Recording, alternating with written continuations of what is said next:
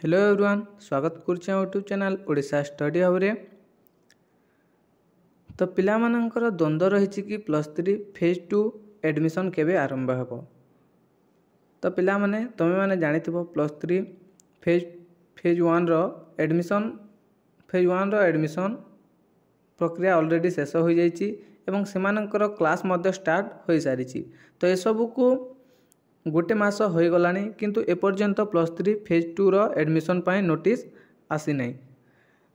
किंतु पिला माने तमे माने चिंता करो नहीं, ए सप्ताह रे तुमरो फेज 2 पाई नोटिस आसी जीवो। जेमिति नोटिस आसी जीवो साम्स वेबसाइट पोर्टल रो तो ऑफिशियली नोट आसीबो, तो मु तुमनको प्रोवाइड कर देबी। तो फेज 2 रे समस्त को मिलिबो सुजोग। क्यों पिला माने फेज 2 रे भाग नहीं पारिबे, कॉलेज ऑनर्स चेंज कर पारिबो कि नहीं, कंप्लीट इनफॉरमेशन यही वीडियो रे मु तुमनको प्रोवाइड करिवि। तेणु समस्त पिला माने निश्चित भावे वीडियो को शेष पर्यंत देखंतु एवं जो माने एपर्यंत आम चैनल को सब्सक्राइब करना निश्चित भावे चैनल को सब्सक्राइब करी नोटिफिकेशन बटन को ऑल रे सेट कर दियंतु, जहाद्वारा कि प्लस थ्री रो जहाँ भी नोटिफिकेशन आसीबो आपण मानक पाखरे सर्वप्रथमे पहुँची पारिबो। तो देख पिला माने बहुत पिलांकर डाउट रही कि प्लस थ्री रो फेज 2 रो एडमिशन अर्थात फेज 2 रे क्यों पिला माने भाग नहीं पारि, क्यों पिला माने अप्लाई करि पारिबे, समस्त विषय रे आपण मानक कंप्लीट इनफॉरमेशन जणाइबी। तो देख plus three phase 2 admission guidelines तो किछि नोटिस आसीछि। तो देख निम्नलिखित पिला माने प्लस थ्री फेज 2 पर्याय रे आवेदन करबा को योग्य। तो क्यों पिला माने योग्य ताहा दिया जाइछि।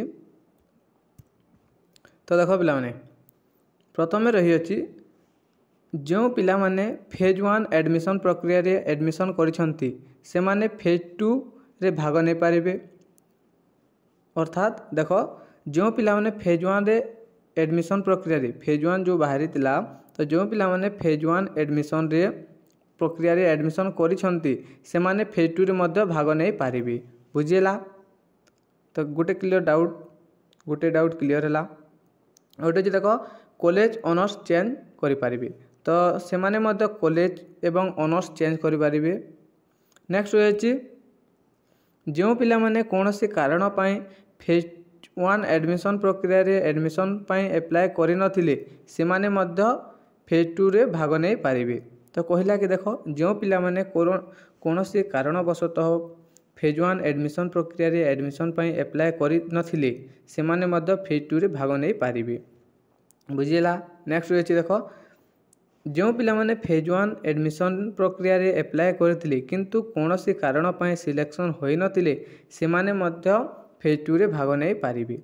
तो अर्थात जो पिला माने फेज 1 एडमिशन प्रक्रिया रे अप्लाई करथिले किंतु कोनोसी कारणवशतः सिलेक्शन होई नथिले से माने मध्य फेज 2 रे भाग नहीं पारिबे।